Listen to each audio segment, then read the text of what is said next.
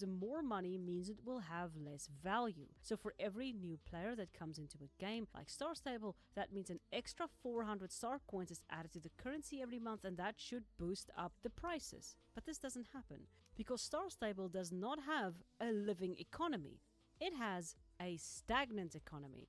Because the buying and purchasing is solely linked to NPC merchants and not to players, which means players do not determine the value of items, which means the players do not determine the price of those items, which means they cannot go up and cannot go down on price, which means there is no economy to balance. Star Stable has a perfectly controllable, stagnant economy that they can change at a whim.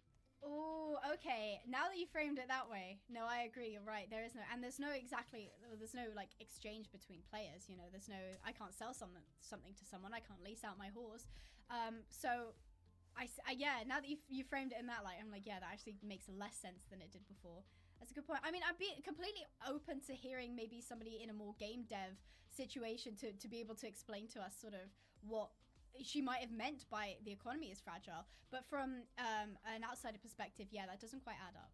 Which is exactly what I went and did. I let a developer, or someone who at least knows development a bit more than I do, explain it a little better.